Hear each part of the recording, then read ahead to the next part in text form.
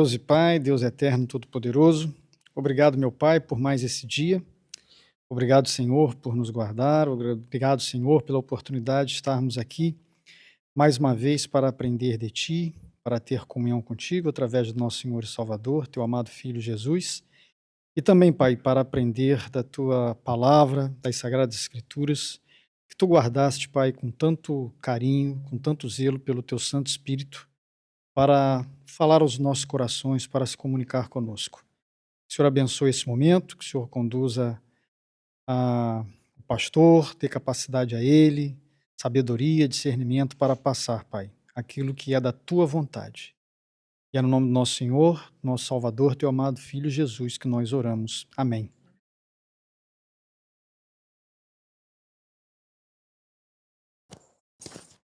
Pronto. Então, finalmente, a gente terminou a parte da doutrina da Escritura. Conseguimos fazer até uma aula aí sobre traduções, né? Pensar nas traduções, como escolher uma tradução e tudo mais. E hoje a gente vai entrar na pessoa de Deus. Se eu não colocar limitante nessas aulas, quando que a gente para de estudar? Nunca, né? Então, pronto. Já começaram com um bom entendimento, uma boa compreensão de quem é a pessoa de Deus. Então, nós conversamos aqui, já tem um tempo atrás, né? De que a pergunta a ser respondida é se a gente podia conhecer a Deus, se Deus era cognoscível, e se Ele era, como que a gente obteria entendimento de quem Ele é. E aí, para isso, a gente passou pelas doutrinas das Escrituras, né? Mas a gente vai ver que nós podemos conhecer a Deus através da revelação geral. O que é a revelação geral? Criação, né? E a gente pode conhecer a Deus através da revelação especial, que é Sagradas Escrituras hoje, certo? E dentro da revelação especial, a gente vai ver que nós podemos conhecer Deus através dos seus nomes e através dos seus atributos. Quantos nomes Deus tem?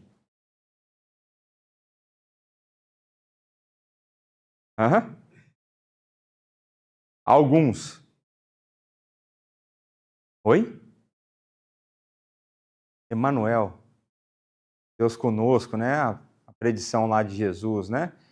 Mas a gente vai ver que em algumas passagens Deus é referenciado por um nome, em outras por outro. E a gente vai ver que isso nos ensina um pouco a respeito de características de Deus. Vocês já me viram falar aqui, por exemplo, quais são as figuras que são usadas para representar a igreja nas Escrituras? Vocês lembram ou não? Tá algumas aí. Sião, a Jacó, povo de Deus, noiva de Cristo. Então a gente vai vendo que cada uma dessas figuras, né, corpo de Cristo, enfim, cada uma dessas figuras vai falar características específicas, tem uma ênfase nisso. E, de certo sentido, é isso que acontece também com a pessoa de Deus, quando alguns nomes são usados ao invés de outros. E aí os atributos, eu já vou aqui colocar uma definição que existe uma grande discussão no meio da teologia, como que a gente dividiria ou como a gente proporia a compreensão dos atributos de Deus. Tem uns que vão falar que existem atributos morais e atributos não morais. Aí eu falo assim, se não é não moral, aí como que isso pode ser parte de Deus se Deus não ser moral?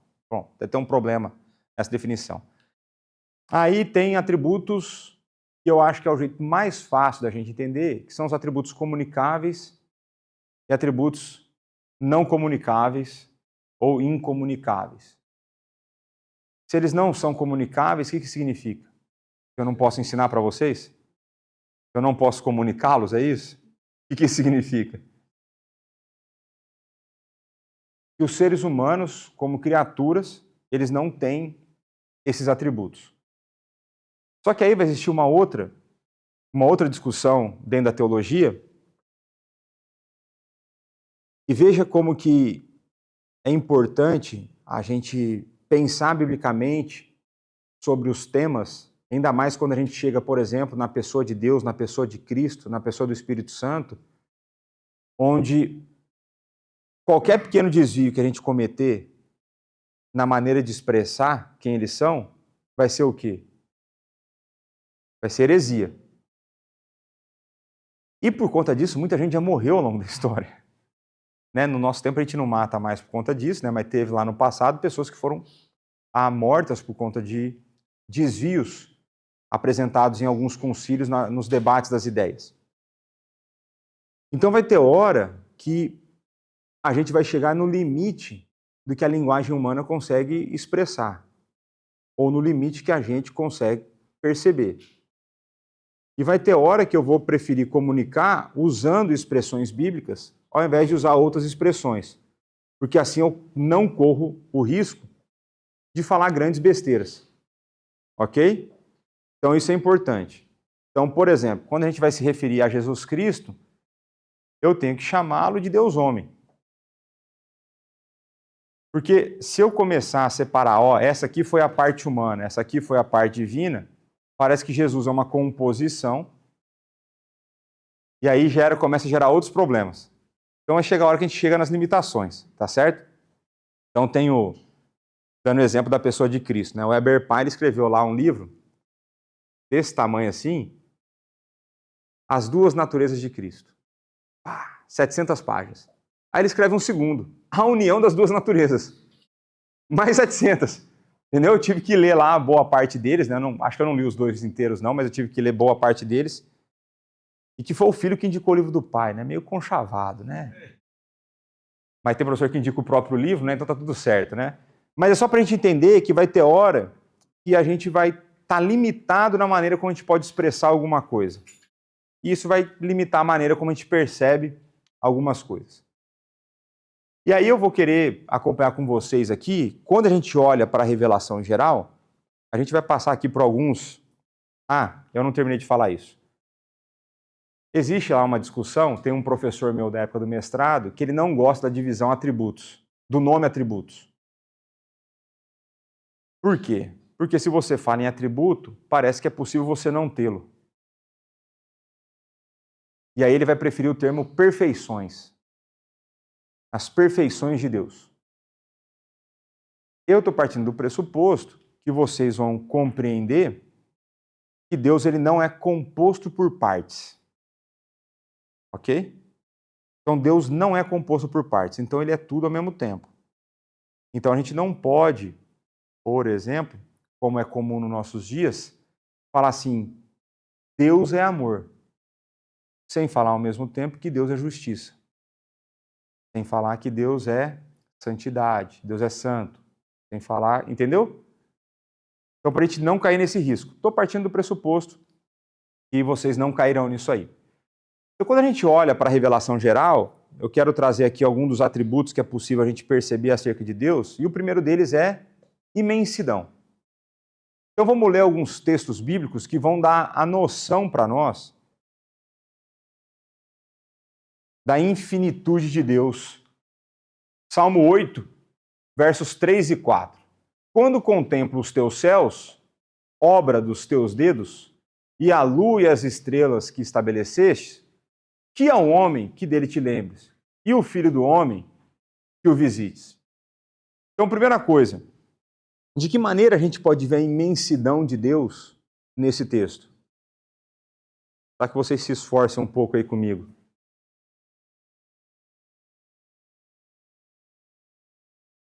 Obra dos teus dedos. E aí uma outra forma que a gente consegue ver a imensidão de Deus é o contraste entre o que nós somos e quem Deus é. O que é um homem? Para que o Senhor se lembre dele. Para que o Senhor o visite. Aí normalmente a gente acha que o homem é grande coisa, né? Mas aqui a gente vê esse contraste em termos de imensidão. Quando a gente vai para 1 Reis 8, 27, mas de fato, habitaria Deus na terra? Eis que os céus e até os céus dos céus não te podem conter, quanto menos esta casa que eu edifiquei. Quem que está a falar aqui? Se fosse para chutar Salomão, né? Chutaram certo. Então aqui é logo ali na época da dedicação do templo e tudo mais. Então você vê de que Salomão tem consciência da obra grandiosa que ele fez, mas ao mesmo tempo ele tem consciência de que aquela obra não contém Deus. Deus não habita lá de maneira plena, integral. Ele visita, existe o espaço, né, o Santo dos Santos, onde Deus se manifestava de maneira especial, mas Deus não pode ser contido por nada por conta da sua imensidão. E por fim, Isaías 66, 1 e 2, assim diz o Senhor, o céu é o meu trono e a terra o estrado dos meus pés. Que casa me edificareis vós? E qual é o lugar do meu repouso? Porque a minha mão fez todas essas coisas e todas vieram a existir, diz o Senhor. Mas o homem para quem olharei é este, o aflito, o abatido de espírito, que treme da minha palavra. Então, tem uma outra passagem de Isaías também que fala que Deus mede a água dos oceanos na concha das mãos, certo?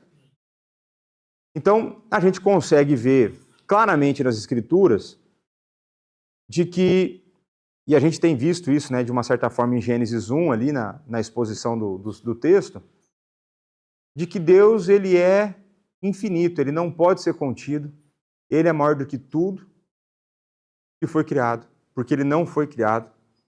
E a gente fica de maneira bastante simples a enxergar isso aí, né? E Salmo 145, 3, grande é o Senhor e muito digno de ser louvado, a sua grandeza é insondável.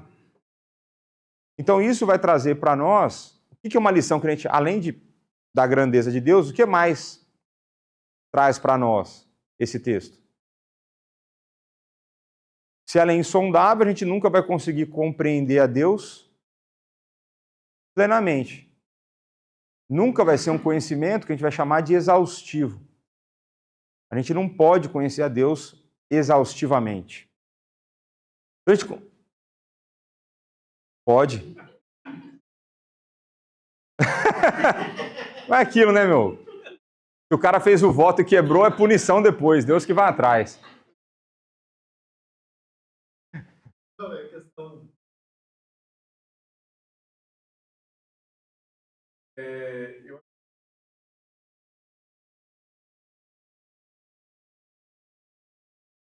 Para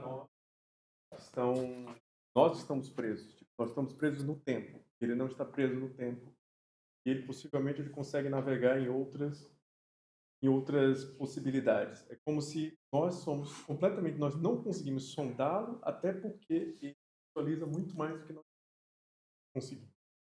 Então, veja, Deus ele não está preso no tempo porque ele é eterno, e ele também não está preso no espaço porque ele é espírito. Então, a questão da gente não conseguir perceber a Deus completamente tem a ver pela sua infinitude. E isso vai, de uma certa forma, ele não fica preso nas dimensões. Então, só que é muito além disso. É muito além disso, porque se você pensar, primeira vez que o professor colocou nesses termos, né, que Deus, ele conhece todas as possibilidades, todas as alternativas, de todas as possíveis criações e todas as variáveis dentro dessas criações, dentro da vida de todas as pessoas. Aí você tem que processar isso. Porque é engraçado como Deus usa o nosso conhecimento e as áreas de conhecimento que a gente tem para nos mostrar o quão absurdo no bom sentido, né, o quão maravilhoso ele é.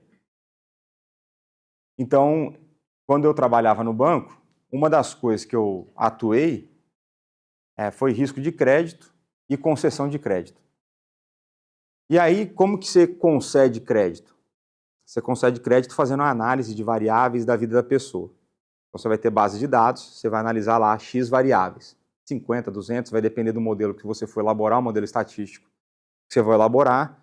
Aí você leva em consideração idade, sexo, quantidade de renda comprometida, isso, aquilo, tem negativação, não tem? Aí você faz um modelo e propõe um negócio. E aí eu olhava para aquilo, né, elaborava aquilo, e um dia eu comecei a pensar sobre isso. Eu estou aqui tentando montar um modelo para analisar 50 variáveis da vida de um bloco de pessoas, né, de um espaço amostral, para fazer um modelo que vai fazer a previsão se essa pessoa vai deixar de pagar ou não. Se ela fosse deixar de pagar, eu não concedia o crédito e tudo mais. Só que o modelo, por mais preciso que ele fosse, ele falhava. Você não consegue fazer uma previsão 100% de todas as pessoas como elas vão se comportar. E aí teve um dia que me veio esse estalo. E Deus conhece todas as variáveis de todas as bilhões de pessoas que existem. Ele não só conhece, como ele coordena todas elas para que elas se entrelacem, elas se interconectem, para que o mundo gire e continue a girar e a funcionar. Rapaz, como eu sou estúpido mesmo. Estou tentando aqui, tentando fazer umas aprovações de concessão de crédito para compra de carro aqui. Então, muitas vezes Deus vai usar o nosso conhecimento para nos mostrar a infinitude dele. Então, pensando no caso da tua esposa, que é médica, a maneira da concepção da vida, a morte, cirurgia, uns negócios doidos. A medicina, eu acho que dá abre um leque para você ficar impressionado com a pessoa de Deus, a maneira como o ser humano foi criado e tudo mais, né? Então Deus, que você falou assim, acho que o meu problema é matemático, né? Ele vai usar isso para te mostrar as suas limitações diante da infinitude dele, né? E aí a gente consegue ver também a sabedoria de Deus, né? A sabedoria de Deus a gente consegue ver pela variedade das obras. Acho que a gente poderia... Vai lá.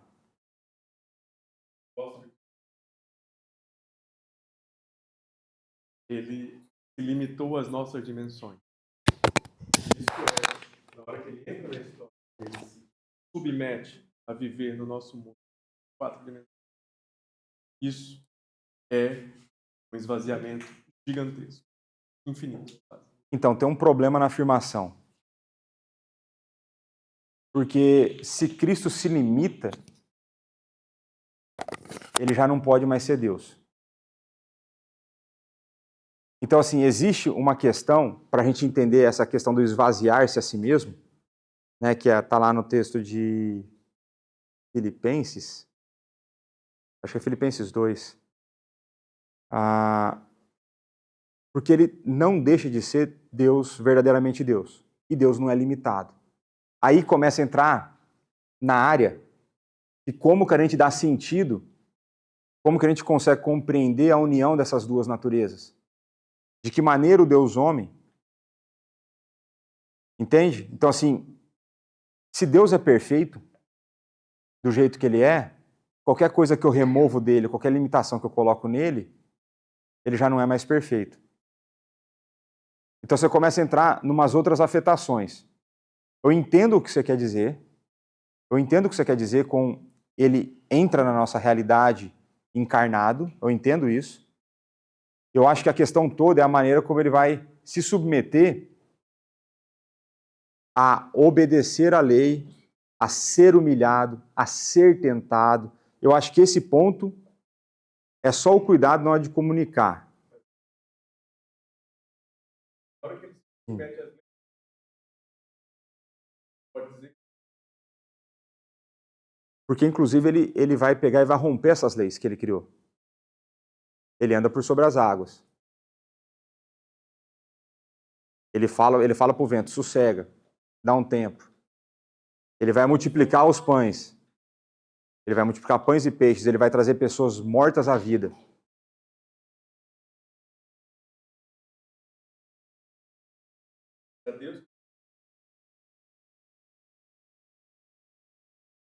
Então, não é energia adicional, né? É uma ação do Espírito através dele, mas você tem que pensar que a Trindade ela está sempre em harmonia, sempre atuando junto. Então, veja como coisas que ele criou, ele vai e ele suplanta. Inclusive, isso nos mostra a divindade dele. Nem toda. Tem uma que ele fala pro vento, sossega. Não falou nada, não orou nada, ele só falou. Tem hora que ele fala, levanta e vem. Tem hora que ele vai falar, Pai, te agradeço porque o Senhor guardou para que eles pudessem ver. Mas ele vai falar, vem. Então, existem uns debates, mas a questão toda é o cuidado na maneira como a gente comunica. Porque quando a gente pensa ao longo da história, a questão dos debates cristológicos e tudo mais, e aqui a gente está focando no ser sem enfatizar a pessoa, né? Então aqui é o ser de Deus ao invés de... A gente não tem uma palavra, tem uma palavra que eu acho muito legal em inglês, que a gente não tem que na confissão é traduzida por divindade, que é Godhead, que é quando fala das 3 pessoas ao mesmo tempo. Então, quando você for na confissão, confissão de fé em inglês, vai estar Godhead em vários momentos. Aí sabe que está se referindo ao Deus triuno e não dando ênfase em nenhuma das pessoas. Mas ao longo da história, eu acredito que muitos daqueles que acabaram deslizando e cometendo heresias, não era a intenção deles fazer isso. Mas aí, as palavras que a gente escolhe, a gente tem que ser muito cuidadoso, né? Mas vamos avançar aqui na pessoa de Deus, né? Então, a gente poderia, entre nós, aqui conversar e conseguir ver a sabedoria e o poder de Deus na criação de maneira tranquila, só por observação, ou não. Estava revendo um vídeo hoje de uma coruja que é do tamanho do tronco de uma mulher. Uma coruja gigantesca. Uma águia, é do tamanho de um tronco de um homem médio. Um cara de 1,75 m com um tronco da uma águia. E eu olho uma águia carregando um veado voando, eu acho demais isso aí. Então a gente consegue ver uma sabedoria na maneira como Deus cria as coisas diversas para que elas se interajam e consigam manter uma harmonia no mundo para nós. Eu acho isso muito doido. Mas olha só Jó 11:6. E te revelasse os segredos da sabedoria, da verdadeira sabedoria que é multiforme. Sabe, portanto, que Deus permite seja esquecida parte da tua iniquidade. Salmo 104:24. Que variedade, Senhor, nas tuas obras. Todas com sabedoria as fizeste. Cheia está a terra das tuas riquezas. Então a gente consegue ver a maneira como Deus, em sua sabedoria, ele cria as coisas diversas e ele cria de uma forma que elas interajam, né? Eu não sei se ela tentou criar alguma coisa, mas dá um trabalho danado. E criar harmonia e interação entre essas coisas mais ainda. Então Deus é amor, né? Então Jó 7,17, que é o homem para que tanto estimes e ponhas nele o teu cuidado. Então se Deus cuida de nós, isso é uma demonstração do quê? De amor. Ele precisaria cuidar de nós? Não precisaria. Ele não depende de nós. Mas ainda assim, ele cuida a tal ponto, o que ele faz por nós? Enviou o Filho. Então isso, uma expressão do amor de Deus, né? Gênesis 1, a gente tem estudado Gênesis 1, quando a gente olha a maneira como Deus cuidadosamente cria todas as coisas, a maneira como ele sai de um projeto que estava sem forma e vazio e ele vai executando esse projeto para que a terra então torne-se habitável, para que ele coloque o ser humano. Isso é amor. Ele põe o ser humano de tal forma em que o pecado não existia e existia então entre Deus e os homens o quê? Comunhão perfeita. Existia comunhão sem ruído. Existia comunhão sem vergonha. Existia comunhão sem mediador. O texto vai falar que era na viração do dia que Deus então aparecia para conversar com eles. Aí existe a discussão de quantas vezes isso aconteceu, né? Então, são discussões que a gente tem que se limitar ao que o texto fala, a gente não sabe, né?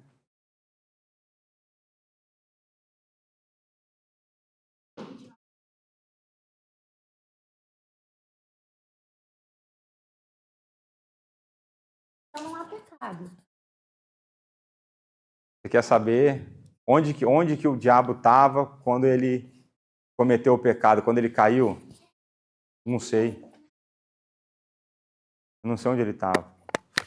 E eu acho que a Bíblia também não dá para nós onde ele estava. Eu sei que ele foi criado e eu sei que ele caiu.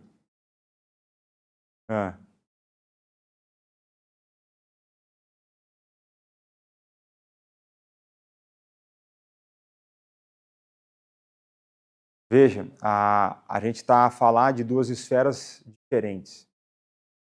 Então, existe a realidade espiritual e existe a realidade material humana, certo? Então, quando o diabo não nos representa, seres espirituais não nos representam. Então, quem que nos representa é Adão. A figura de Adão como representante federal, que, então, teria a condição de obedecer ou desobedecer, e aí a gente sofreria a consequência, sendo ela positiva ou negativa dessa ação dele. Então, existe essa diferenciação. Então, eu não sei onde o diabo estava, onde Satanás estava, não sei. Eu sei que ele cai e com ele uma tropa, né? E também a questão da representatividade, então, depende do Adão como ser humano, né?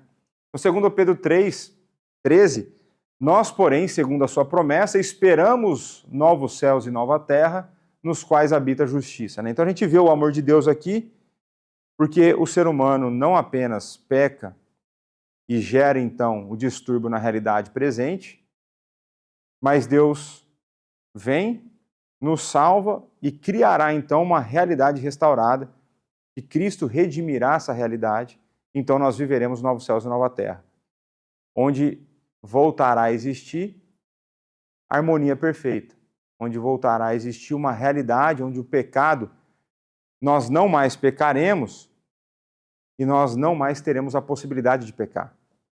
Essa possibilidade não existirá mais. Se isso não é amor, eu não sei o que vai ser. Então a gente consegue ver através. Agora vamos lá na parte de conhecer a Deus através dos seus nomes, né?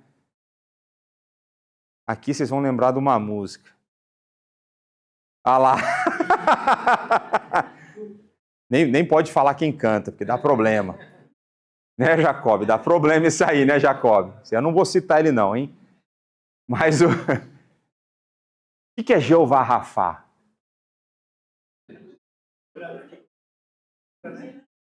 É o que cura. Então, qual que é o significado do nome Rafael? O Deus que cura, o Senhor cura. Bonito o nome, né? Então, por isso tem um monte de Rafael por aí, né? Engraçado que Rafael normalmente dá trabalho, né? Brincadeira.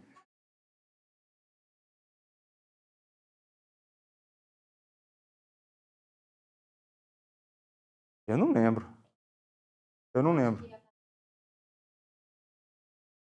No cano, eu não lembro de Rafael. Ah, pronto. Eu não lembro. Ah, boa pergunta, mas eu não lembro, não. Eu sei o que o nome significa. Se o nome Rafael aparece no cano protestante, se dentro dos 66 livros que nós reconhecemos como inspirados, se o nome Rafael aparece, porque no da Igreja Católica Apostólica Romana aparece. É uma pergunta, aí que vem um arcanjo Rafael, né? Aí tem aquela figura do Instagram que fica falando que vê o Rafael, o arcanjo Miguel acabou de passar, tem uma figura lá, toda vez... Está em genealogia? Não aparece. Sim, mas aparece o nome lá, mas não um arcanjo.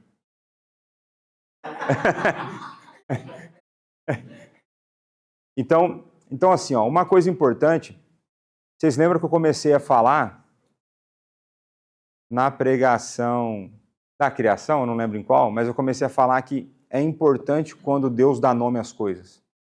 Vocês lembram disso, não? Então, que a ideia de nome, quem pode dar nome?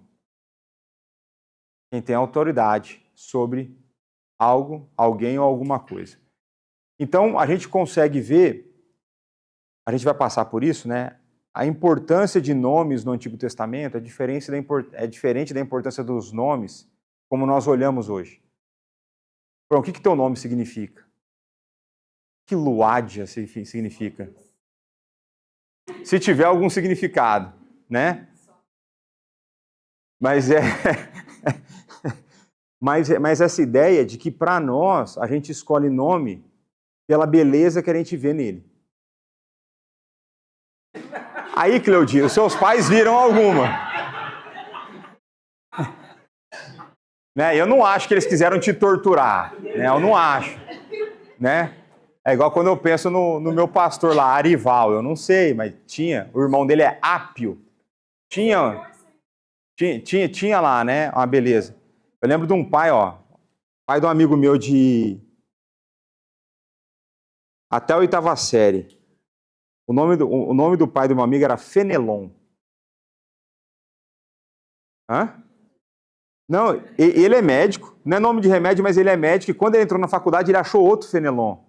Que eu achei um mistério, né? E o último nome curioso, um amigo meu da época do banco, Aquinoel. E aí eu apelidei ele de Aqui. Eu falo, ó, Aqui, vem cá, né? Aquinoel, meu, nome bonito, né? Fica a dica, e ele era neto. Aquinoel neto. Eu falei, mas você vai quebrar essa maldição na sua família, né? Vou. É. Então tinha várias piadas, enfim. Mas nomes, né, diferente da nossa época. Eu chamo Leonardo. Por quê? Porque minha mãe ganhou no Paro Ímpar. Foi Paro Ímpar, eu não sei qual foi o jogo lá que eles fizeram, mas minha mãe ganhou. Porque se meu pai tivesse ganhado, seria D'Artagnan. O quarto mosqueteiro. O quarto dos 3, né? É. Aí eu não sei, tem hora que eu fico feliz que meu pai ganhou, mas acho que D'Artagnan seria legal também, né? Seria difícil de escrever, né? Mas pronto. Então, nomes no Antigo Testamento, eles eram significativos. Eles contavam muitas vezes o que a pessoa era. A gente vai ver alguns exemplos disso. Então a gente vai ver que Adão deu nome aos animais, à sua esposa, e esta foi. Existem alguns nomes foram modificados após a vida da pessoa. Um exemplo tem muitos exemplos que a Bíblia foi escrita há muito tempo e muitas vezes a escrita foi feita após algum tempo. Então pode ser que a pessoa seja, estou me referenciando a tal pessoa, aquela que comportava daquele jeito. Sabe? E aí o nome, na hora que ele foi traduzido para nós, veio muito mais como a ação. Em vez de vir como ela era conhecida, ou como, sei lá, o nome ser conhecido é a mesma coisa. Percebe o que eu quero dizer? Percebo, e é a primeira vez que eu ouço isso. Então, provavelmente, eu vou falar que não faz sentido. Porque, veja, não só... eu vou te falar falando de Jabez, eu vou chegar nesse cara. O Jabez é um cara legal pra gente falar do nome dele. Baita nome maravilhoso. Em meio às dores me concebeu minha mãe. O cara carregou isso pro resto da vida dele, né? Mas, fica a dica de nome. Mas eu nunca, e aí pode ser uma limitação minha, mas nem no Seminário do Brasil, nem no mestrado, e nenhum professor meu, de todo esse tempo, comentou algo sobre isso. Então acho improvável que seja algo que aconteça que tenha acontecido e que seja uma crença dentro da tradição reformada. Eu acho provável. Então, aí já é um problema. Porque daí a gente começa a entrar naquela mesma linha da composição da tese dos 4 documentos que usaram para compor a Torá. O cara inventa um negócio e não tem prova nenhuma daquilo, né? Mas essas são as coisas que eu teria um cuidado. Eu sempre tenho receio de algo que eu nunca ouvi, não porque eu já ouvi tudo, mas porque, pelas principais coisas, dentro da tradição reformada, a tendência que eu tenho ouvido em algum momento, né? Mas esse dos nomes eu nunca ouvi.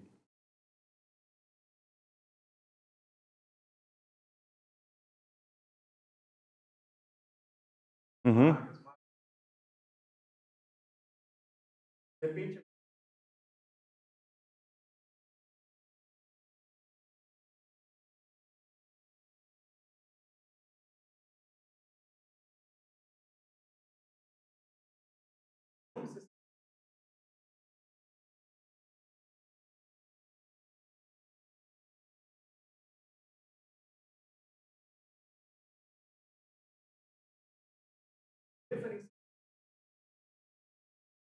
Você está falando de Mara no caso de Naomi. Então, mas por exemplo, lá no texto, nesse caso, você tem os dois nomes. E ela vai falar assim, me chama desse jeito. Aí as outras situações que você tem é a pessoa que Deus muda o nome dela ao longo do caminho. Esse caso é o... Não, eu vou dizer que todos são fiéis. Que é inspirado, inerrante, autoritativo e suficiente, né? Então, eu não vou tacar uma dessa nas escrituras, não vou. Então, eu vejo que se a Bíblia fala que a pessoa chamava aquilo, ela chamava aquilo. Vai ser... E é uma forma como eles pensavam. Eu vou chegar no argumento aqui, o Lucas não está aqui hoje, mas eu trouxe o texto do Eberpai hoje. Trouxe com a fotinho, mas às vezes falo o nome dos teólogos, vocês não conhecem, né? É interessante a ver às vezes. Mas ele... Você vê que é importante essa questão do nome. Por acaso,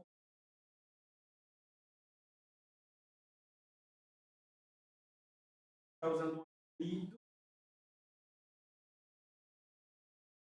Não sei, eu teria que pensar. Porque eu teria que ver todos os nomes que foram alterados, de que maneira foram alterados e o que isso representa dentro do texto. Então, eu teria bastante receio disso. De bate-pronto, eu nunca pensei sobre isso. Nunca pensei sobre isso. Eu precisaria investir. Eu precisaria pensar mais. Uma com certeza afeta da inspiração. Eu diria que não. É como uma pessoa põe sem estar muito como ela se chama. Como se fosse um apelido. Como se fosse um apelido. Eu não acho que isso daria inspiração. Tá, mas aí o texto fala assim, ele se chamava. Você se chama não? Não. Mas se você fala que se chama. Isso, mas é um apelido, não é meu nome. A forma de você comunicar isso vai ser diferente. Poderia. Eu tô falando que eu nunca pensei, tô tentando pensar aqui na fogueira, entendeu? Nunca pensei sobre isso. Mas então vamos avançar aqui no negócio dos nomes. Ó. Então a primeira experiência pela qual passava um recém-nascido era o recebimento do nome. No Antigo Testamento ao nascer e no Novo Testamento ao 8º dia na circuncisão. Então tinha lá a cerimônia, recebia um nome. E os nomes definiam pessoas ou lugares. Então você vai ver vários momentos em que a pessoa teve um encontro com Deus, ela ergue um altar e dá um nome para aquele lugar. Certo? Até aqui me ajudou o Senhor, e por aí vai. Gênesis 11, Babel, confusão. Faz sentido, não faz? Abrão, pai exaltado, para Abraão, pai de multidões. Yahweh Jireh, o Senhor proverá. Gênesis 35, Jacó, usurpador, para Israel, o que lutou com Deus. Então você vê uma mudança no nome. Aí Mara, amarga. Nabal, louco. E Jesus, Josué, salvação. Então isso é interessante. A tradução do hebraico para o grego de Josué, né? E aí os nomes são importantes, porque quando você batiza o nome do Pai, do Filho e do Espírito Santo, existe uma união real da pessoa com aquele nome apresentado. A oração deve ser feita em nome de Jesus, e saber o nome de uma pessoa era equivalente a saber a sua essência. Só para dar crédito a quem é devido, né? Basicamente estou seguindo a estrutura de uma aula que eu tive no seminário no Brasil, com o professor Ageu, e coloquei alguns acréscimos aqui de teólogos que eu consultei. Por exemplo, aquele que eu quase nunca falo dele, Gerhardus Voss. Tá certo? Então, dando crédito a quem o crédito é devido.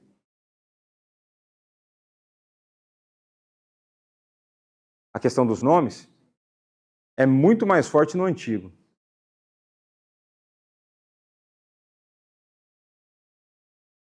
É porque tem um Judas que escreveu a carta também, né? Mas eu vejo muito mais forte no Antigo do que no Novo, apesar de você ter algumas coisas no Novo que tem o nome que é significativo, né? Mas de marcar a pessoa de fato, me vem muito mais exemplo do Antigo. Muito mais no Antigo. Pode.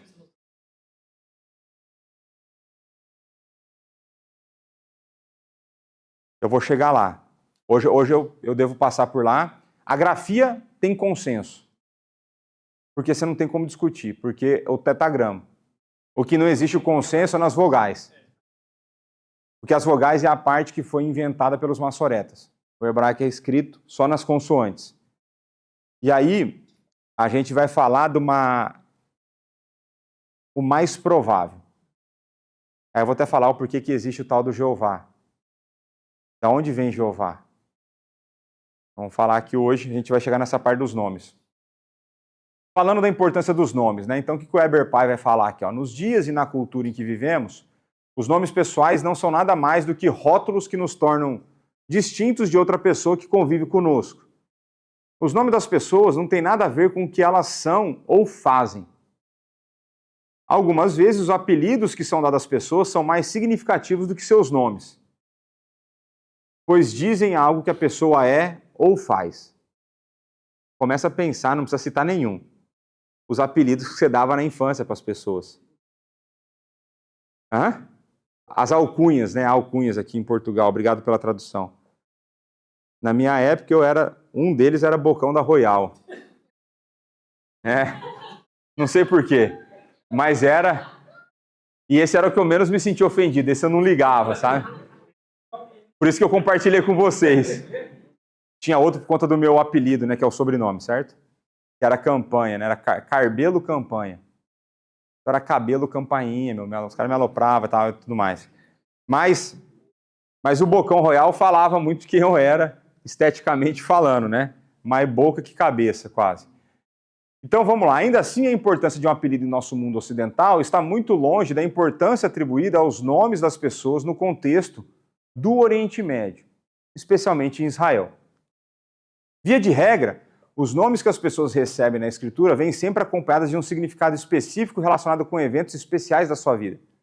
Dar nome às pessoas nos tempos da Bíblia era um facto muito significativo. Tinha muito a ver com a experiência dos próprios pais e daquilo que eles queriam que os filhos fossem. Dar nome às pessoas era uma grande responsabilidade, uma espécie de poder. Vemos um exemplo desse poder quando o oficial do rei Nabucodonosor mudou os nomes de Daniel e dos seus 3 amigos para Beltesazar, Sadraque, Mesaque e Abidnego. José. Então você sempre tem, e aí, por exemplo, quando a gente pega o caso do Daniel e dos 3 amigos, a maneira como Nabucodonosor funcionava e a maneira como ele tentava submeter o povo que ele conquistava era por destruir a cultura. Então ele trazia lá o processo de trainee que eles entraram, foi para isso. Então chamou os caras, primeira coisa, vamos arrancar sua identidade. Vamos mudar teu nome, pois tudo o nome dos deuses babilônicos, né? E aí depois você tem toda a questão da cultura, enfim. Mas quando você pensa em termos de nome, aí você tem o Jabez, que em meias dores me concebeu minha mãe, maravilhoso, né? Maravilhoso esse aí, né? E outro nome que eu pensei que era interessante,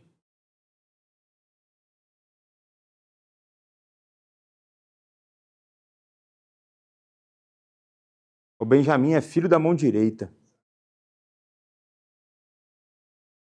Então você tem vários nomes que são significativos. Cara, eu tô com um na cabeça aqui. Você pensar essa questão da importância do nome, como que era o pai do João Batista? Que aí ficou mudo, né? Foi escrever lá, não vai chamar desse jeito não, traz a prancheta, traz o iPad que eu vou escrever aqui e tal. E por quê? Porque o nome tinha essa importância, né? Então um pouco... Oi? Vai lá.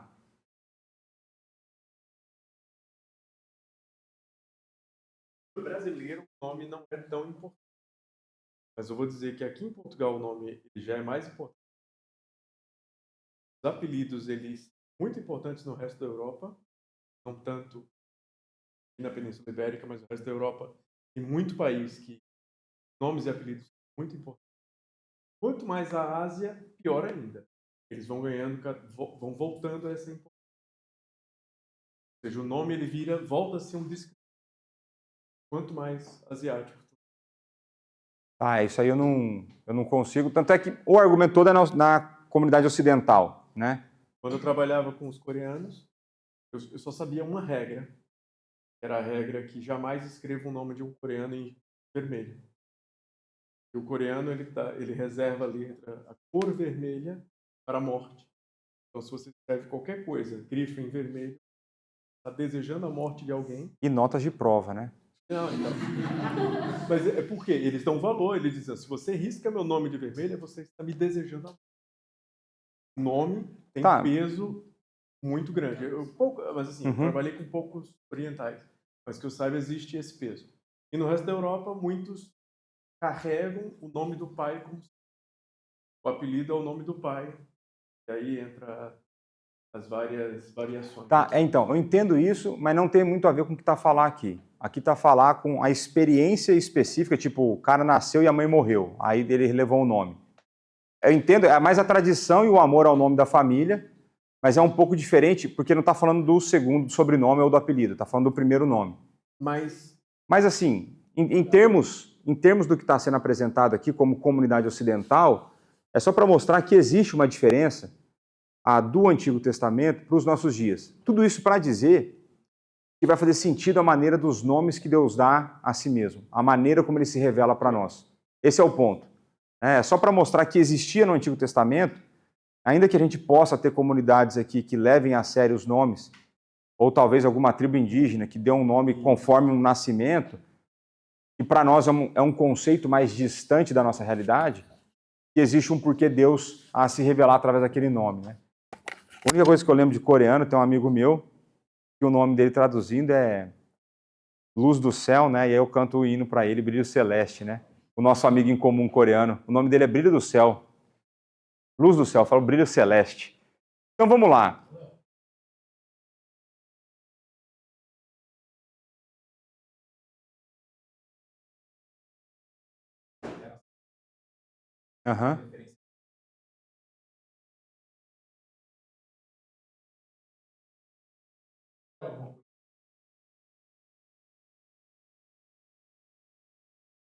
Eu precisava olhar. Até onde eu sei, eu acho que não está, até onde eu vi, não está relacionado com o ato da traição em si. Eu não sei se é o pai dele, alguma coisa assim. Eu não lembro. Isso é. Mas assim, não tem a ver com o ato da traição em si. Então pronto, ó, o que o Gerhard Voss vai falar então em que reside a importância dos nomes de Deus. Então lá, nisto que Deus, através deles, nos chama a atenção para os atributos mais importantes de seu ser. Este ser é tão rico e abrangente que precisamos ter algumas referências para entender o resto. Os nomes de Deus não são sons vazios, como os nomes das pessoas, mas têm significado e contribuem para o nosso conhecimento de Deus. Então, quem que ouviu falar do Elohim? Já ouviu falar de Elohim? Não? Já, né? Então, olha só, não sei se você sabia essa outra parte, ó.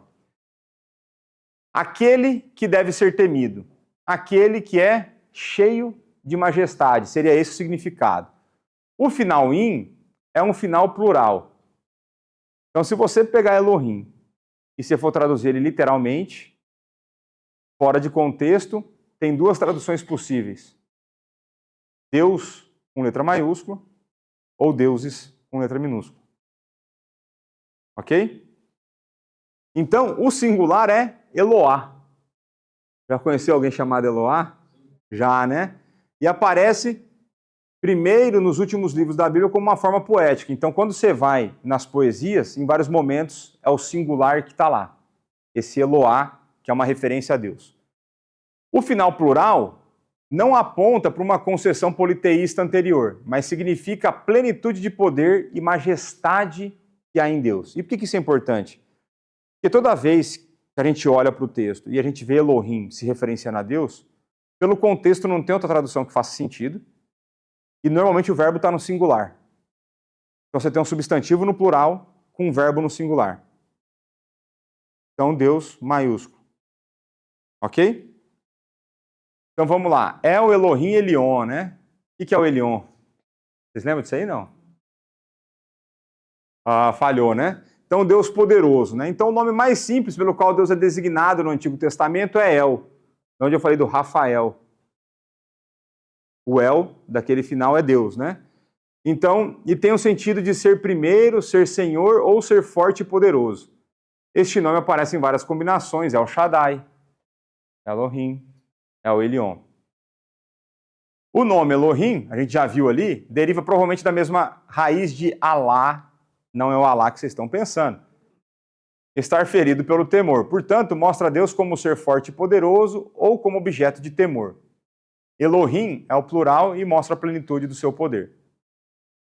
O nome Elion é derivado, tá vendo que tem uma diferença entre o primeiro Alá e esse segundo, certo? Esse aqui é um verbo que é ir para cima, e ele tem uma consoante gutural que a gente não consegue muito fazer, é meio que ó lá, quase engasgando. Mas enfim, é só a ideia de ir para cima, então a ideia de que Deus ele é exaltado. Então quando você lê Elion, é o Deus exaltado. Essa que é a ideia aqui. E segundo Berkhoff é um teólogo sistemático, ele vai dizer que esses nomes não são nome própria. O que é isso? Nome próprio. Não o nome de Deus, mas uma maneira de se referenciar a Deus.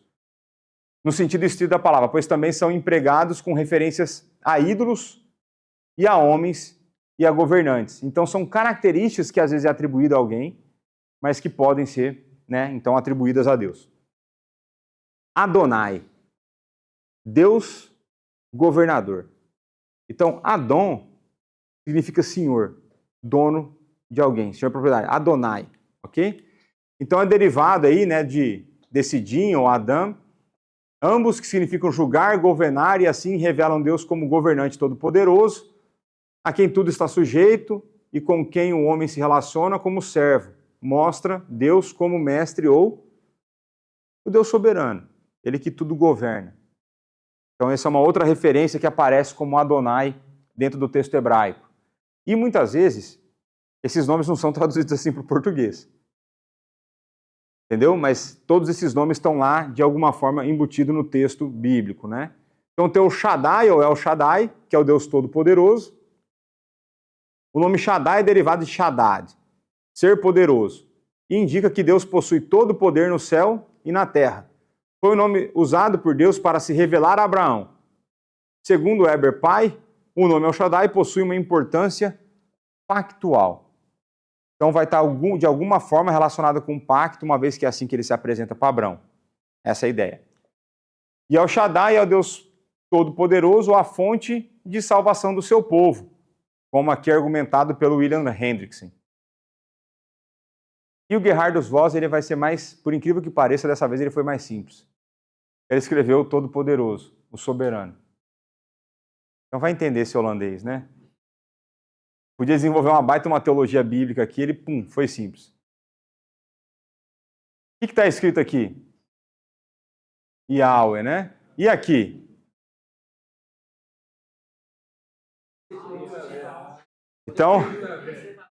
Então, Tsabaoth. Então, Yahweh Tsabaoth, que significa Senhor dos Exércitos.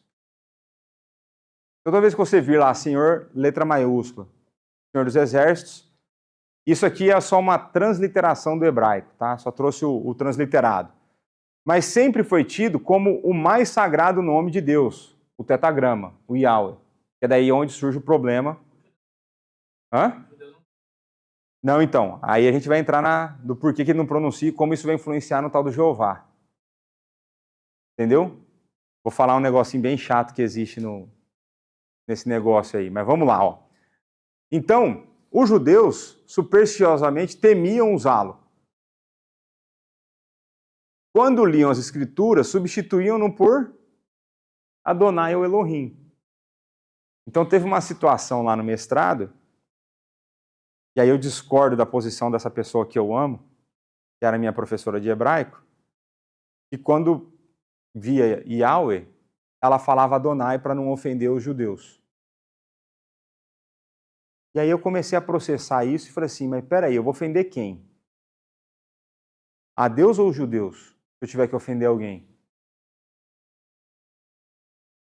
Aí eu pensei com isso, fiquei para mim com esse raciocínio. Aí tive umas vezes que eu fui pedido para ler o texto, aí eu li Yahweh, aí eu tomava bronca que era para falar Adonai. Não foi por ela, foi por outro professor, mas eu falava Yahweh, né? Mas enfim, é só um detalhe. Então o judeu, e por que ele vai fazer isso aí? Ele vai fazer isso, depois acho que, se eu não explicar, vocês me cobram isso. Tem uma explicação do porquê que eles faziam isso. Tinha uma lógica por trás disso.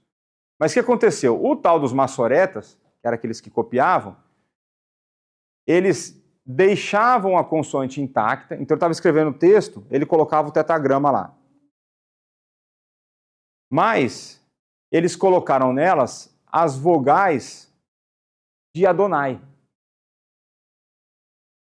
E daí vai surgir a pronúncia Jeová,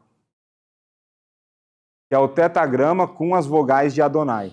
E aí entra um negócio no hebraico, que tem lá na...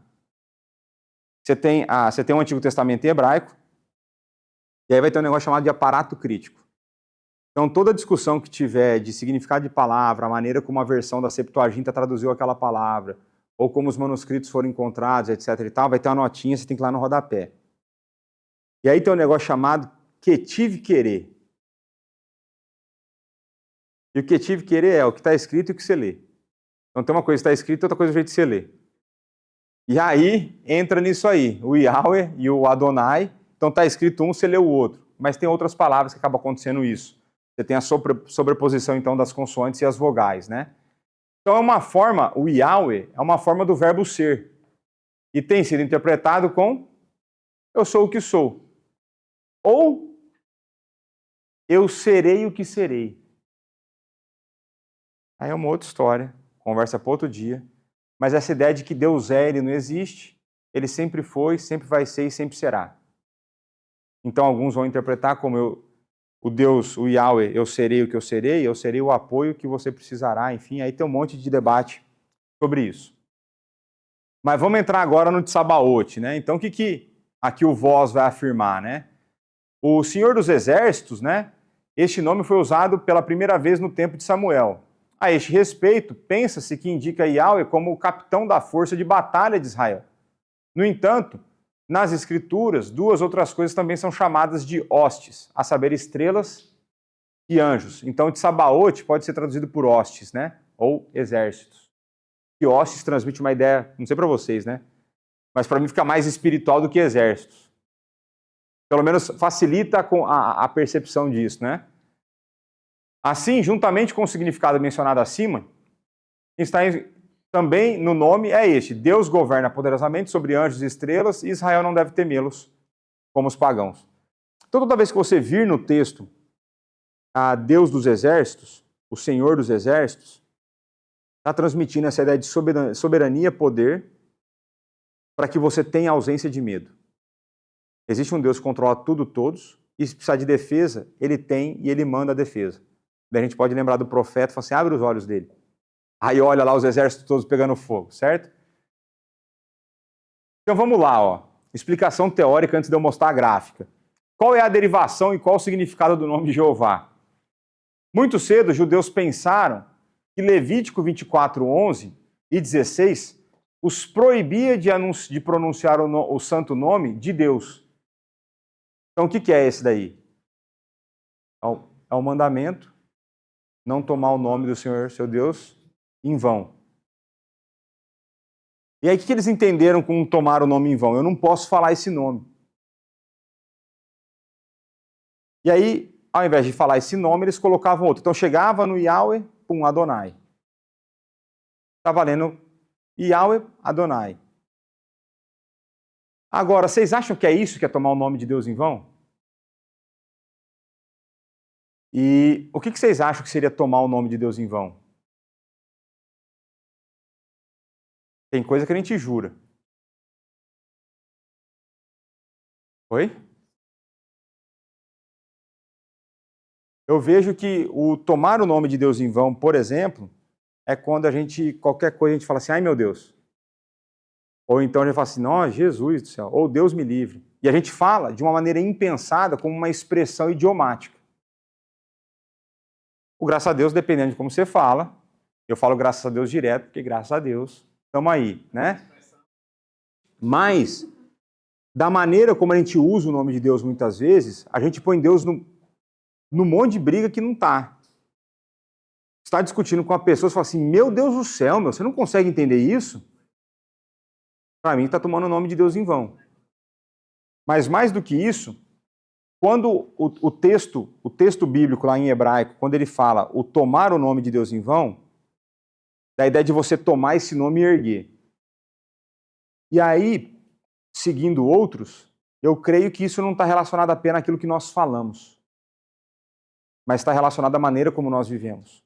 Então, quando eu declaro que eu pertenço a Deus e eu vivo de uma maneira contradizente ao que eu declaro, eu estou tomando o nome de Deus em vão. Então, quando eu digo que eu sou cristão e eu não dou testemunho, eu estou tomando o nome de Deus em vão. Então, não só como eu falo, mas é a maneira como eu falo e como eu vivo. Então, essa é a ideia. E nada tem a ver com usar o nome de Yahweh, por exemplo.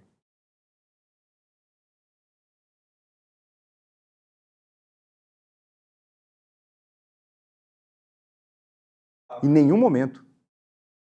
Em nenhum momento. Então, assim, veja, então eles vão. É essa que é a questão. A maneira como eles interpretaram isso levou ao extremo.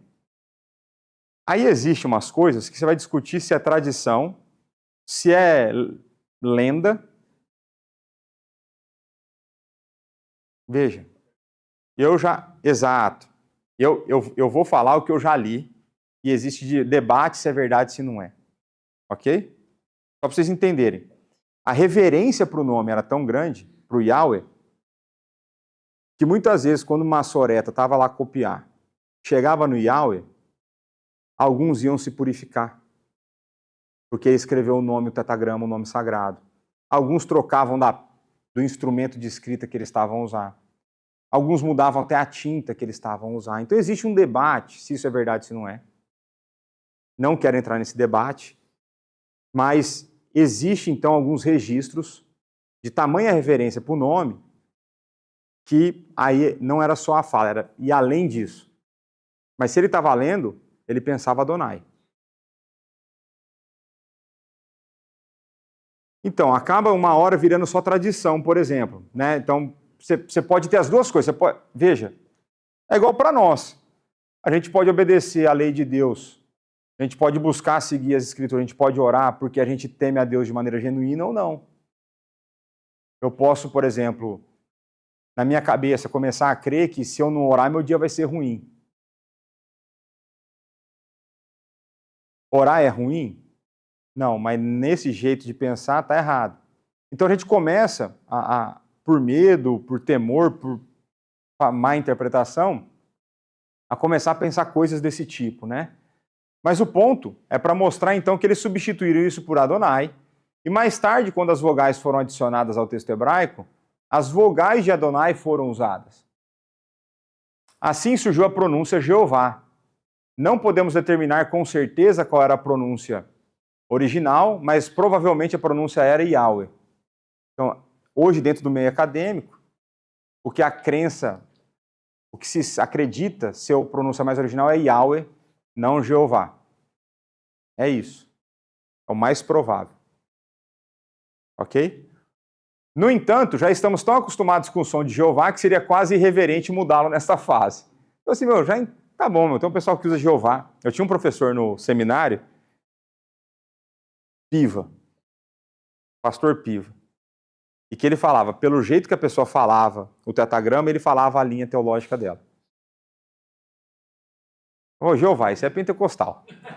E era engraçado, porque ele acertava mesmo, sabe? O cara vinha de uma origem tal, é igual o tal o Marco aprendeu essa... Eu nasci na igreja. É engraçado isso, tá? Isso aqui é uma técnica de análise da entrevista para novos membros. Quando você pergunta para a pessoa a história dela com Cristo, como que foi a experiência religiosa, a maneira como ela fala entrega a origem dela. Então, assim, nasci na igreja, presbiteriano. Ele não nasceu na maternidade, não, ele não foi criado, ele nasceu na igreja. A pessoa assim, fui criado na igreja, aí normalmente é assembleiano. Aí é engraçado, porque eu comentei isso com o Marco, eu falei, mas será, pastor? Eu falei, vamos fazer os testes, vamos fazer os testes. E aí tem dado certo. Então é possível pela maneira como você comunica, e tem a ver com as origens, com a influência que você recebeu, é normal. E não tem problema nenhum, né? Tá tudo que a gente sabe que nasceu mesmo foi na maternidade. Manda aí, Fernando. Vamos lá. Uhum. Adonai, Pai do céu. Não, se eu fosse judeu, sim. A questão para mim é todos esses nomes são nomes de Deus. Não, isso. Tanto é que esse é o ponto, que para o judeu só Yahweh seria o nome de Deus. Então, assim, é o nome que Deus se apresenta como Deus da aliança. Esse é um ponto importante, esse é o nome dele. A gente viu que tem outros que não são nome próprio, são uma forma de se referenciar a Deus. Né? Então ele toma esse como o nome, que é a maneira como Deus apresenta o nome dele, não características dele, e pronto. E aí é o pé da letra, né?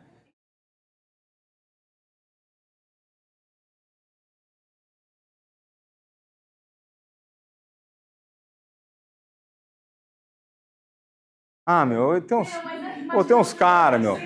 Tem uns caras de Instagram, tem um cara que é quando a vida começa, a vida termina, você já viu esse? É o... Ah, meu.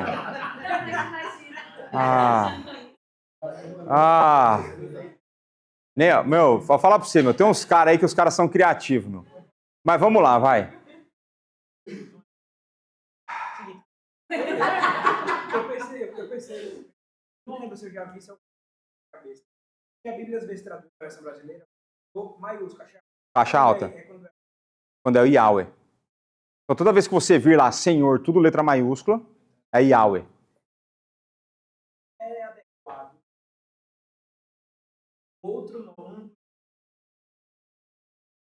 Em algumas situações, você fala assim, Jeová Rafá, É o que vai curar, você está doente. por exemplo, quero uma doença. É adequado que eu mude o nome ou não? Veja, não é o nome, você está se referenciando a Deus, um atributo dele. Então você pode falar assim, meu, o Senhor que é um Deus que cura e tem poder sobre a vida e a morte, tem poder sobre as doenças, estou pedindo aqui, meu, me ajuda nessa. E usar fora de não vou orar por cura, mas vou falar... Sei lá, meu. É porque tem pessoas que fazem isso. Tem algum problema? Assim, eu acho que a gente tem que ter coerência na maneira como a gente comunica. A gente não pode chegar, por exemplo, não é sobre o nome de Deus, mas eu vou dar um exemplo de como a gente usa as palavras erradas e como isso não comunica. Então tinha uma igreja, a igreja que eu virei presbiteriano foi em São Carlos. E tinha um senhor lá que... Tem gente que quando vai orar em público, ele ora diferente de quando ele ora no privado. Então o cara vira todo formalzão lá, né? E aí, essa pessoa foi orar e falou assim, Senhor, estamos aqui, genuflexos na sua presença. O que é genuflexo? De joelho. E ele estava em pé, pô.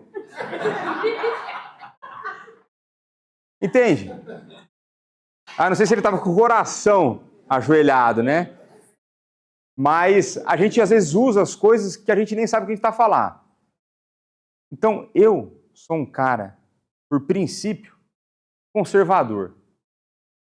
Eu vou jogar no certo, eu vou no simples, eu falo com Deus, o Pai, falo pelo Filho, peço auxílio do Espírito, né, o Deus Todo-Poderoso. Então, eu não sei, meu, não sei se eu vou usar um Jeová Rafá lá, então eu falo Yahweh Rafá, aí você vai falar, pelo menos fala de doença, né? Aí vai falar que cura, né? Ou então cura meus problemas, né? Minhas lerdeiras aqui e tal. Mas eu tentaria usar coisas que fossem conectadas. Ele vai entender? Vai. É igual, por exemplo, normalmente qual que é a estrutura de uma oração? Você fala a quem? Oi? Você fala... Se a gente for pegar os modelos de oração na Escritura, a gente fala Deus Pai, através do Filho, movido pelo Espírito, porque senão você não vai querer orar. Então a gente vê as três pessoas da Trindade na oração. Isso significa que você não pode orar para Jesus? Me parece que pode. Agora, qual que é o... Quando você vai pegar, veja, tem um livro... Como que é? Apreciando Deus, apreciando a Trindade, eu não lembro. E esse autor, acho que é o Tim Chester, acho que é isso. Ele vai encorajar você a, durante um período, fazer uma oração para cada pessoa da Trindade. Então, essa semana você vai orar para o Pai, na outra você vai orar para o Filho, na outra você ora para o Espírito. Porque, veja, as três pessoas são um só Deus. Não existe onde está um que o outro, num certo sentido, não esteja, porque eles não são separados. Aí a gente começa a entrar nas nossas limitações de como entender as coisas. Mais nessa linha mesmo. Posso me referir ao Filho. Adonai. Pode, a gente vai chegar nos nomes, porque a gente vai ver que o Filho é chamado de Kyrios, Senhor. Porque... Por exemplo, nessa questão O que eu ia falar agora? Porque eu pensei num negócio que era até legal, meu. Tinha até uma coisa interessante no que eu pensei, mas eu acho que eu perdi o fio da meada. Por exemplo, o que não faz sentido? O que não faz sentido orar? E pode resgatar que você já vai ter ouvido isso pelo menos uma vez na vida. Você está orando ao Pai, a pessoa fala assim, ô meu Jesus. Não, o Jesus é o irmão mais velho. Então, se você... Aí é questão de Deus entende, mas tenta manter a coerência do discurso.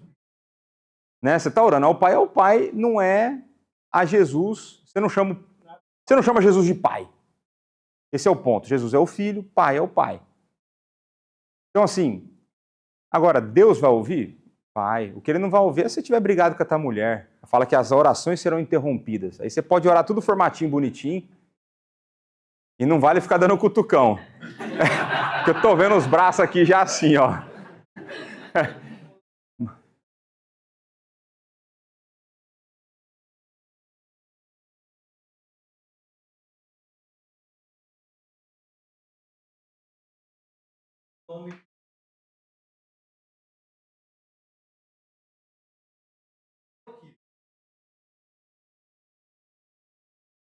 Então assim, é uma hora que a gente começa a ficar nos riscos de uns nomes, e como eu sou o cara que uma vez que eu gosto, eu vou no restaurante, se eu gosto de um prato, eu nunca mais preciso mudar de prato.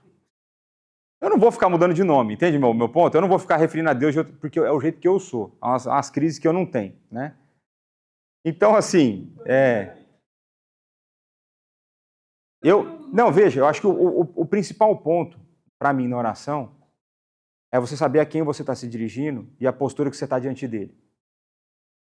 E a questão é a reverência que você está diante dele. Né? Então, de que maneira você vai se referir a Deus como Adonai, eu vejo que a importância... Eu não sei se você teve essa experiência. Eu, quando era criança, tinha época que eu chamava uma pessoa de senhor ou senhora com tudo menos respeito.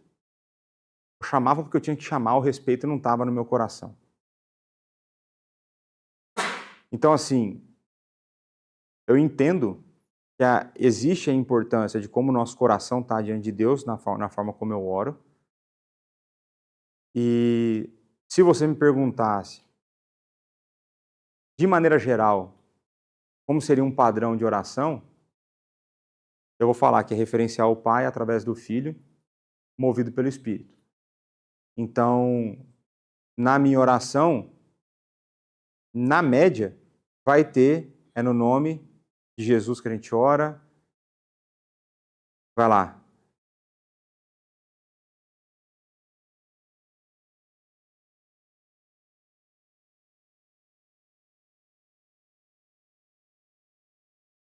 Então, quando a gente faz uma oração coletiva, uma oração pública, isso é uma coisa que eu já conversei no conselho. O que eles não podem fazer na oração? Primeira pessoa do singular. Eles estão orando representativamente, eles estão orando como o corpo todo que está congregado para prestar culto a Deus.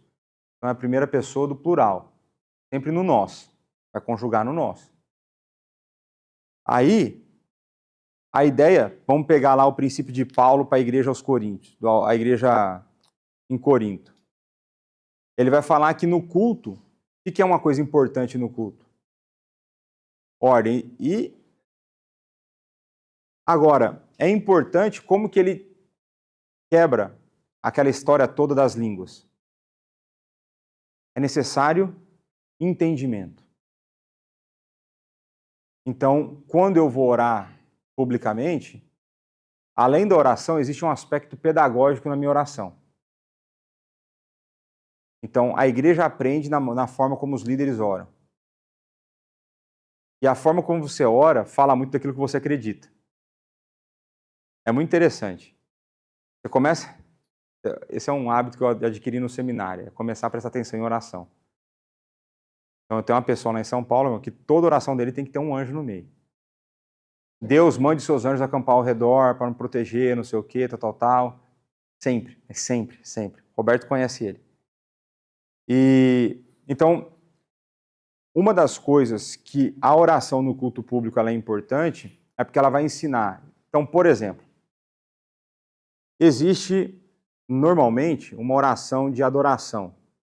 Aqui no nosso a gente não tem. Mas em várias liturgias você tem uma oração de adoração. Na oração de adoração, o que você não faz? Você não pede.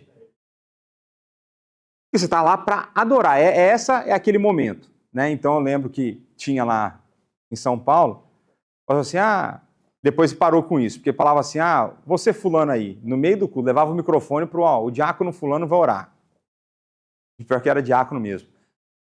E toda vez que era oração de adoração, o cara orava por tudo, menos adoração. Pedia tudo e não falava uma qualidade de Deus. Não adorava Deus por...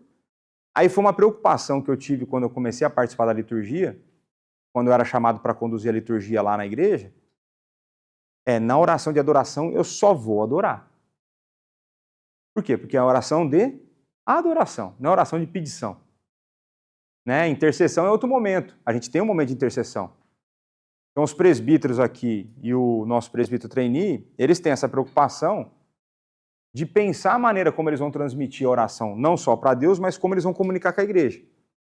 Então, nesse sentido, se eu fosse usar lá, por exemplo, o Jeová Rafá, eu ia falar assim, o Senhor que é o Senhor, o Deus que cura. Então, até poderia usar o nome, mas eu falaria o significado, que é uma forma de se ensinar para a igreja também. Vai falar o Yahweh Jiré, o Deus provedor. Aí eu explicaria, né? Então a gente vai falar assim, tá orando pelos desempregados. Aí você pede lá pelo Yahweh Jiré, que é o Deus que provê o plano de emprego, provê condições para essa pessoa passar pela dificuldade e tudo mais. Então seria um cuidado que eu teria. A oração é a ilustração da minha pergunta. Tá. A minha pergunta é a Bíblia é adequado que a gente tem uma preocupação não utilizar um nome específico fora daquele contexto. Não, assim, não tem nada disso. Assim, eu não vejo nenhuma... Por conta dessa importância que Deus revelou através disso. Veja, se a ideia do texto, quando ele fala da circunstância, é enfatizar um atributo de Deus, eu usaria esse nome quando aquele atributo fosse coerente. Seria o que eu faria. Mas a gente tem em português o Deus, entre aspas, meio genérico. É um Deus que a gente usa e abrange várias dessas realidades. Mas o importante é a gente não segmentar esse Deus. Ele não é segmentável. Né?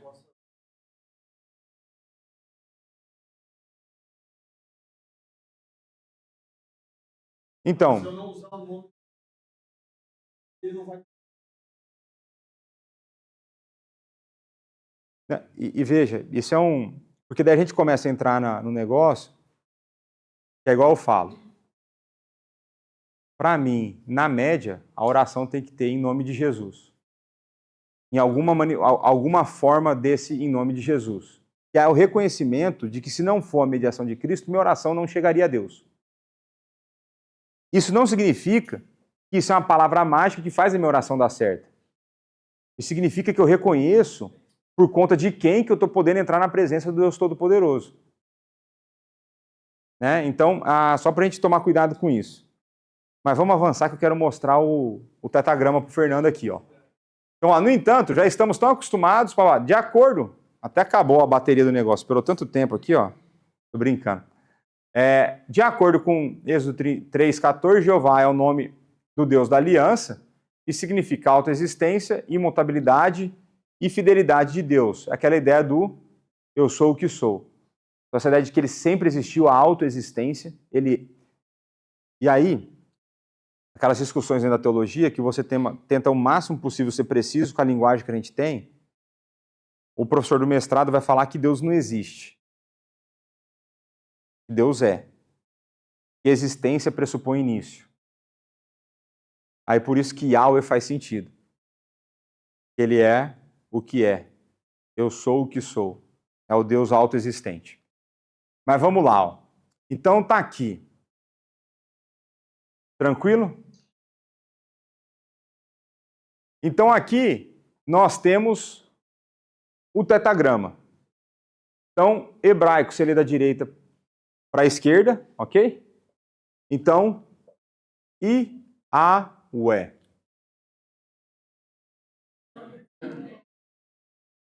Aqui é a versão que na maioria do texto hebraico você vai encontrar Yahweh.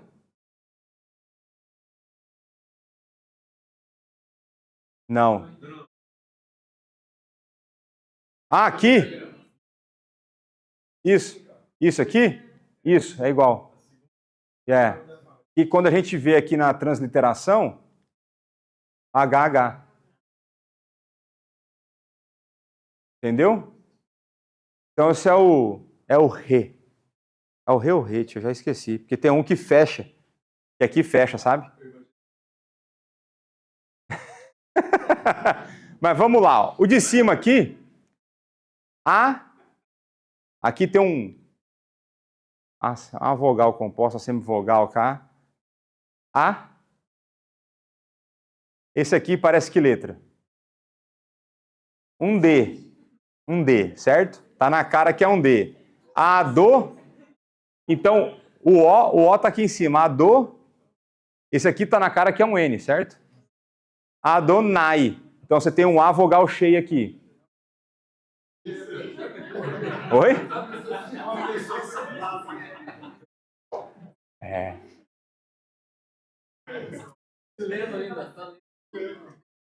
Então pronto. Ó.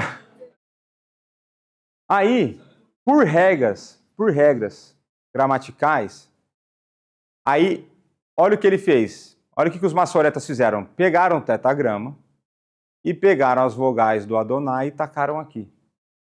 E aí, como as vogais foram criadas, eles criaram um monte de regra, conforme as consoantes que tem, a vogal cai ou não cai. E some um pedaço, não some outro. Uma coisa maravilhosa. Muito divertido de você estudar isso. Mas, resumindo, daqui que vem, ó, aqui é o Yahweh, aqui é o Adonai e aqui é o Jeová. Então, você lê assim, ó. Então, aqui vai ser, o I vai fazer o som do J, por isso que a gente fala Yahweh, não Javé, mas G, aqui é um E, esse aqui é mudo, é igual o H para o português. É o OL de entrada, entendeu? Então, G-O, então ele desce e sobe em diagonal. Aí veio para o O aqui. Esse daqui é o VAV, que é o som de V. Jeová. Daí que surge o Jeová, que é uma mistura de Adonai com Yahweh. As vogais do Adonai aplicadas no tetagrama. É para aí que surge o nome, essa pronúncia que a gente tem aí em português, tem em inglês também e tudo mais. Né? Mas pronto, vira um pouco de hebraico. O A tem esse A aqui, que parece um T. É o A que está debaixo aqui do VAV, né? Esse aqui também funciona como A, esse aqui também é A. Não, porque esse é E. E esse é O. Isso, ó, esse aqui. Isso. Yahweh. Então, mas tem um tracinho. Isso, tem igual esse. Então, aí eu falei que tem as regras no hebraico, e aí capota as vogais, aí a semivogal vira vogal. Ah, ó, é legal, mano, divertido. Eu já fiz uns 7 semestres e não sei nada ainda.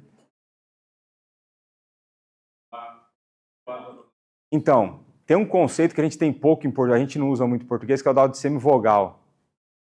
Que é uma vogal fraca. Tem mais ou menos o mesmo som para nós, mas para eles vai dar alguma diferença.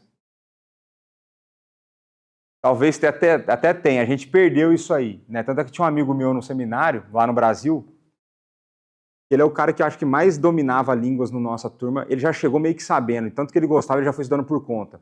Grego e hebraico. É o cara que fez a exegese em genealogia no Antigo Testamento. E ele falava assim, não, porque semivogal. Eu falei, meu amigo, existem 5 vogais. A, E, I, O, U.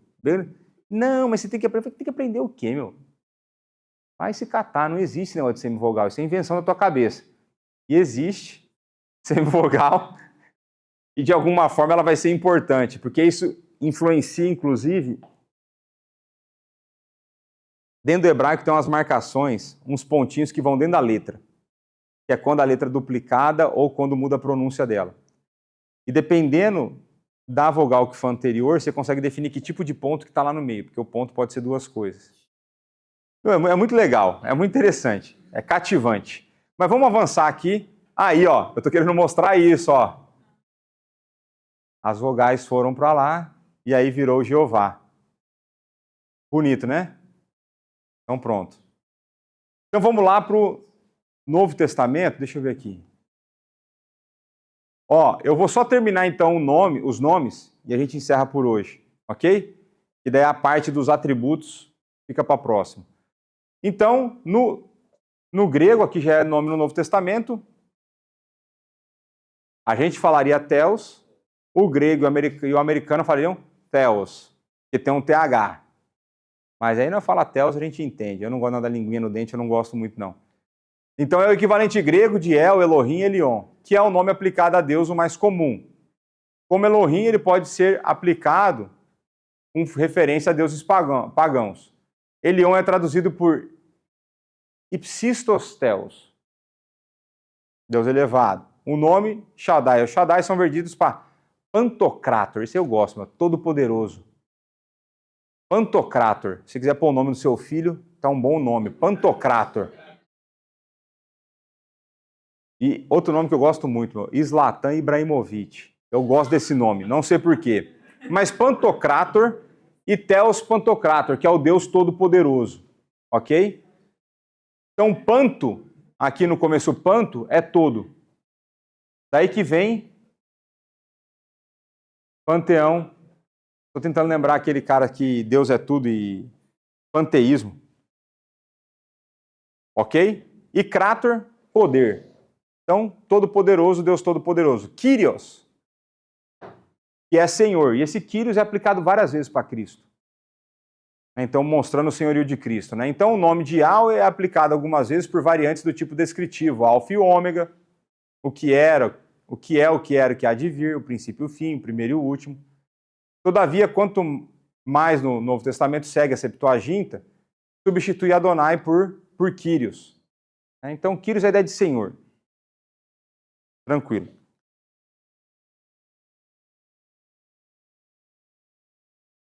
Saber tudo de cor, não, mas quanto mais você souber, melhor. Então, por exemplo, era esperado de mim nas provas de hebraico que eu soubesse todas essas regras que eu falei e todas as 800 e tantas palavras que eu tinha que memorizar de hebraico, por exemplo. Fora toda a parte de conjugação de troncos verbais e tudo mais. Enfim. Então, a ideia, que é uma coisa que eu falho absurdamente, eu deveria me dedicar muito mais para as línguas do que eu me dedico. Eu deveria me esforçar muito mais para aprender mais as línguas do que eu tenho condições hoje de fazer. Pelo menos nesse primeiro ano aqui, não está sendo impossível para mim. Mas eu consigo, com auxílios, com ferramentas de auxílio, eu consigo traduzir. Então eu consigo olhar e ver o tempo verbal, eu lembro o que o tempo verbal significa. Então tem um software que me ajuda a identificar qual verbo está ali dentro. E eu tenho um dicionário que me ajuda a dar o significado. No melhor dos mundos, eu saberia isso de cabeça. Como eu tinha professores meus que só projetavam o texto. Um professor de Novo Testamento, ele só abria o Novo Testamento em grego, colocava num retroprojetor mais moderno, era uma câmera que dava um zoom no livro físico, ele nem levava aplicativo, ele levava o livro físico, e ele, além, ia fazendo a tradução dele na hora, toda vez. Qualquer trecho que ele abria lá, às vezes ele falava assim, confirma essa palavra para mim, se é isso. Aí um cara lá clicava no aplicativo, tipo eu, e abria, é isso. Então, quanto mais você souber na língua original, melhor você consegue perceber o sentido por trás das coisas. Porque, como eu falei na semana passada, não existe uma equivalência 1 para 1 entre tempos verbais entre as línguas. O inglês e o português são próximos, mas a estrutura de pensamento em grego e hebraico já é bem diferente. Então, de maneira geral, só para ilustrar isso aí, no hebraico você tem 2 tipos, que é a ação concluída e a ação não concluída. Pronto, perfeito e imperfeito, concluído e não concluído. E depois disso tem variação. Aí você tem uma variação proativo, passivo, reflexivo. Tem coisa que você não sabe porque você só consegue olhar pelo dicionário. Tem verbo que você só consegue entender por dicionário, não tem como você inferir alguma coisa dele. Então, tem umas dificuldades aí, né? Então, vamos lá, o pater. Pater vem de pai, né? Então, é utilizado repetidamente no Antigo Testamento para designar a relação de Deus com Israel, enquanto Israel é chamado de filho de Deus. Pater vem do que mesmo? Pai. Vocês entenderam ou não? Não vem com tal...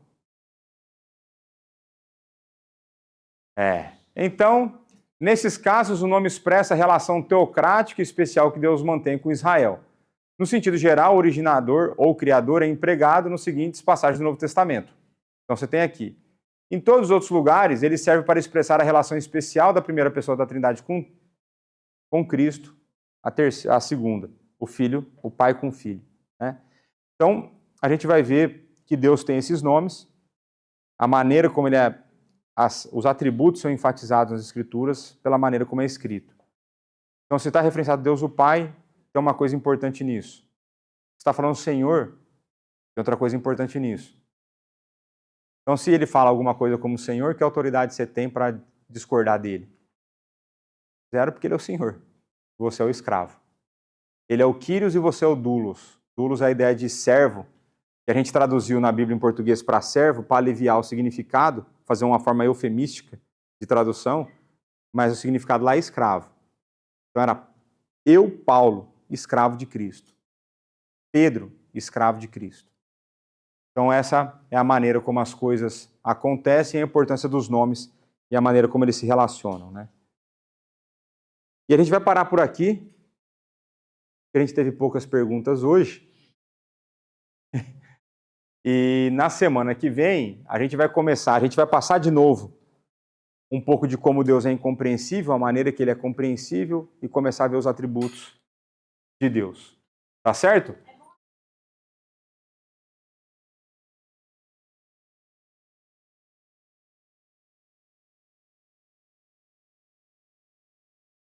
Será que eu estou ensinando minha sobrinha errado, né?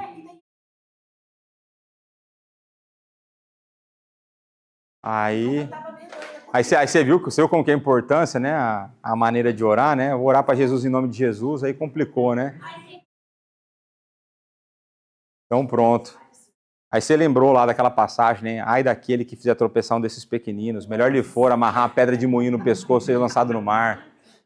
Então pronto, então vamos orar então. Pai, muito obrigado por esse momento que nós tivemos aqui entre irmãos, muito obrigado pela forma como o Senhor tem unido as nossas pessoas aqui, os nossos irmãos, os alunos, de forma que a gente tem liberdade para fazer perguntas, a gente tem tido bons momentos com boas perguntas e perguntas desafiantes. Isso nos mostra o quanto nós dependemos do Senhor, o quanto nós dependemos do conhecimento que vem de Ti, do quanto nós dependemos do Teu Santo Espírito abrir o nosso coração para que nós possamos compreender as Tuas verdades. Continua a nos conduzir aqui, continua a nos capacitar nesse grupo, continua a nos dar perseverança semana após semana, e dá-nos cada vez mais um desejo de conhecer-te mais e melhor. Dá-nos o anseio de estarmos como igreja reunidos, aprendendo, estudando mais a tua palavra. Dá-nos um desejo cada vez mais intenso de termos uma vida de oração, uma vida em que nós nos abrimos diante de ti, que colocamos as nossas necessidades diante de ti. Continua a nos conduzir como igreja, faça com que não tomemos o teu nome em vão, mas que possamos falar sempre palavras que edificam e que possamos viver uma vida que testemunha aquilo que o Senhor tem feito de positivo na nossa vida. É no nome do teu Filho Jesus Cristo, nosso Senhor e Salvador, que nós oramos e agradecemos. Amém.